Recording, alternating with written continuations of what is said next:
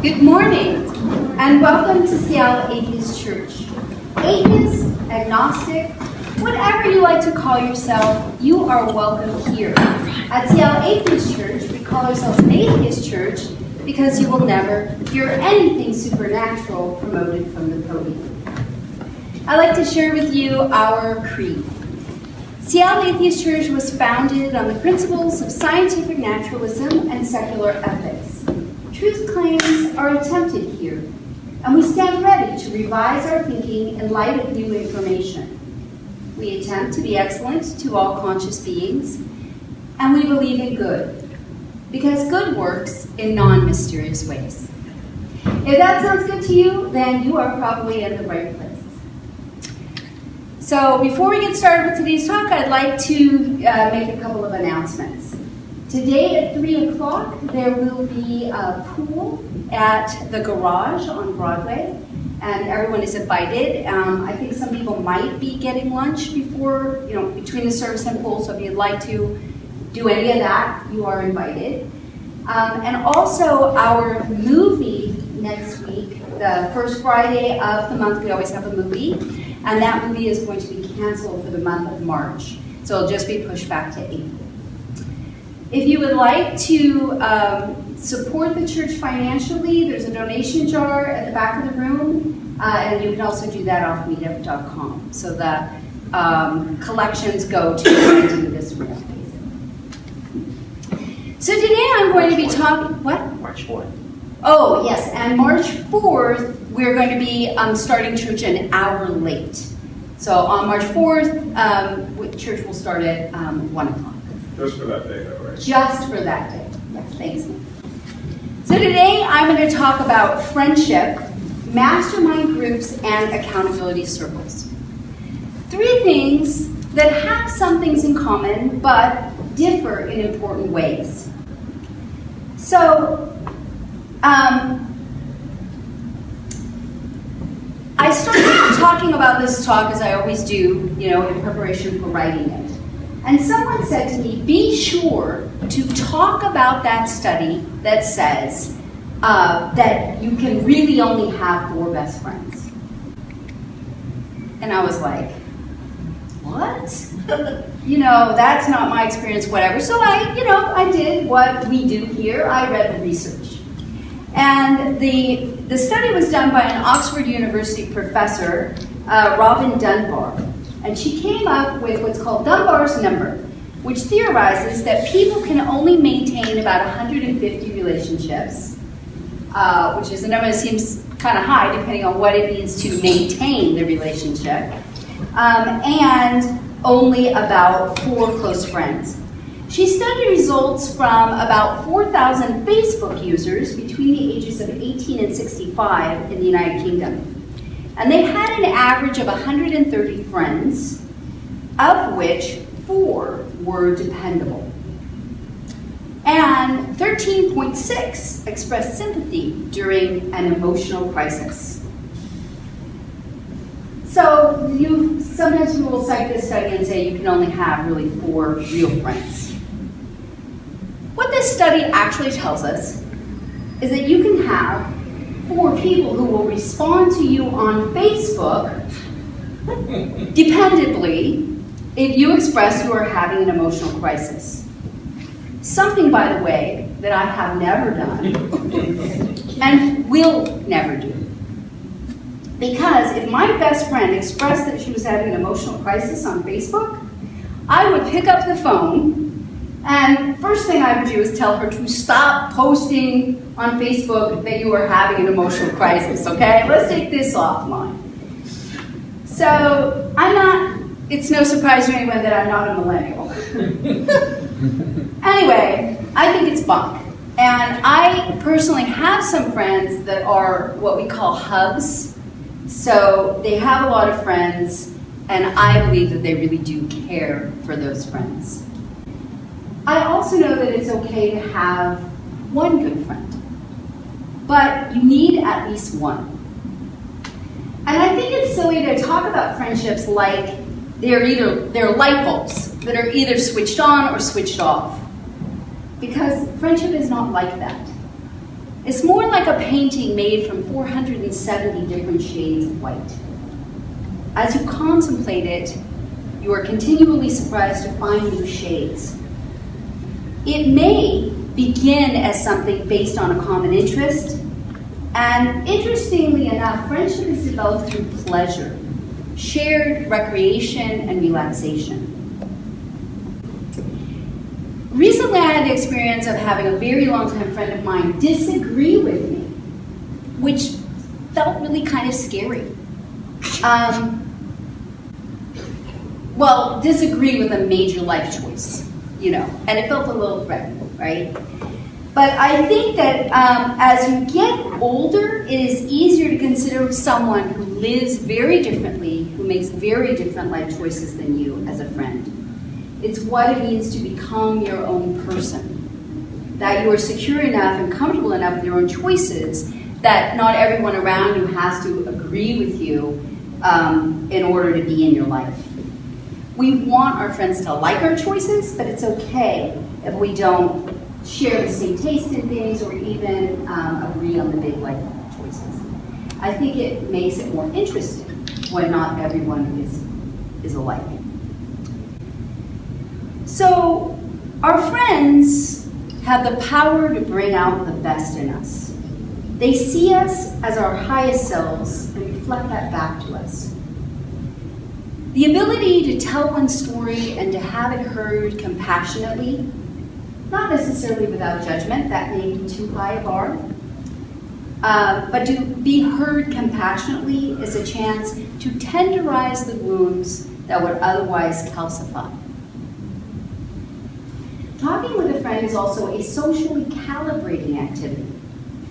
You might hear your friend or yourself saying things like, "Does this sound crazy to you?" So you might begin talking about something with very strong emotions, and at the end of the talk have discharged some of the emotional feeling. And that's why disconnected people can sometimes get really extreme in their views, and it's really not healthy for somebody to not have at least one friend that they can talk to. Because you need that calibrating effect of discussing something with a friend. And the longer and deeper you know someone, then the easier it is to calibrate with them. That's friendship. Pleasure taken in shared experience in the present moment, and the possibility of the benefit of knowing someone over time and watching them grow and having them see you grow. Now, the idea of a mastermind group came from Dale Carnegie, but it was popularized by Napoleon Hill's book, Think and Grow Rich. The mastermind may be defined as the coordination of knowledge and effort in a spirit of harmony between two or more people for the attainment of a definite purpose. So I recently reread the chapter on Mastermind and was surprised, and not so surprised, that it involves more than a little woo. But we are capable of thinking historically and celebrating great ideas from historical people who had limitations common to their time. So when I say men, please hear women and men. Hill says that the mastermind principle, or rather the economic feature of it, was first called to his attention by Andrew Carnegie. Carnegie's mastermind group consisted of a staff of 50 men with whom he surrounded himself for the definite purpose of manufacturing and marketing steel. And he attributed his entire success to the power he accumulated through his mastermind. So we all know that we are stronger together and that two heads are better than one.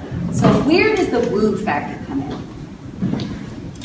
Napoleon Hill says that when minds of two people are coordinated in a spirit of harmony, the spiritual units of energy of each mind form an affinity, which constitutes the psychic phase of the mastermind. Okay. You may not have a taste for fuzzy language. But you know for sure that when two or more people put their minds together to solve a problem or to do something, then they share an intention fully, that it is energizing. He says, the accumulated experience of man, or that portion of it which is recorded and organized, may be found in any well-equipped public library. Part of the accumulated experience is taught in public schools and colleges, where it has been classified and organized. Okay. He's writing this in 1937, well before the internet. So today we have the benefit not only of all of the knowledge that is organized in libraries, but we also have the benefit of just being able to look stuff up right on the spot. He says, knowledge may be converted into power by organizing it into definite plans and expressing plans in terms of action. The Mastermind group helps point you to knowledge and helps you hone your plans. I think of this church as a Mastermind group. I learn a lot of things here. Which brings me to accountability circles, which really takes it to another level about putting the plans into action. Now, a mastermind group may or may not even self-identify as a mastermind group, okay?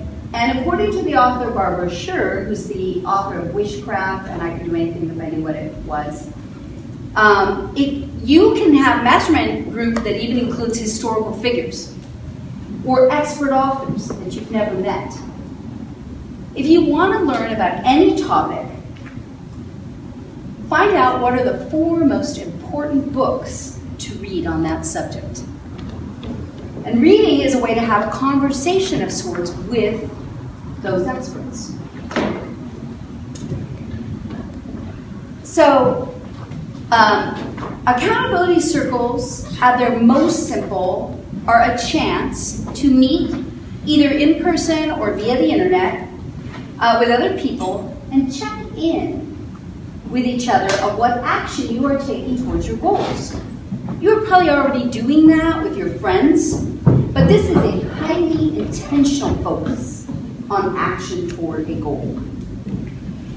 So I had an accountability partner on a health goal, and we met for 2 months trying to remove barriers to my success before there was an appreciable breakthrough.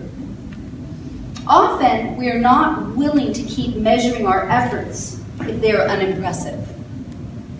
You tell a friend you're cleaning out the garage, maybe you don't. Friend asks how it went, you tell her, you took the kids to the ice skating rink instead, and you gloss over it. An accountability partner is having the meeting for one thing. Did you do what you said you were going to do? If not, why not? And might even call you out, that sounds like a baloney excuse. So what's really going on, and what can you commit to doing? I might even say, take 1/3 of that step and text me when you're done. Repeat. Repeat. Repeat. The accountability partner amplifies any success that you've had and holds you accountable for whatever you said you wanted until you have achieved it, as long as the relationship exists.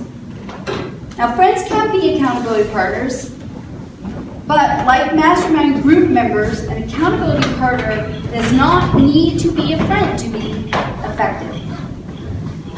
What do these things have in common? Friends, mastermind groups, and accountability partners? We are stronger together. 2 heads are better than 1.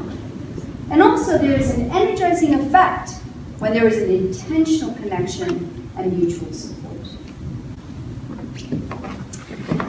So it's interesting to me that this talk was, I put it out there the way we do at our planning meetings, where we just all brainstorm a billion things that we might have a talk on.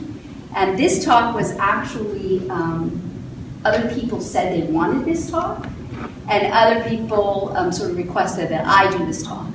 So I am hopeful that because that is the case, it signals to me that there are a lot of people in the church who want to strengthen relationships, deepen friendships, and maybe even hold each other accountable.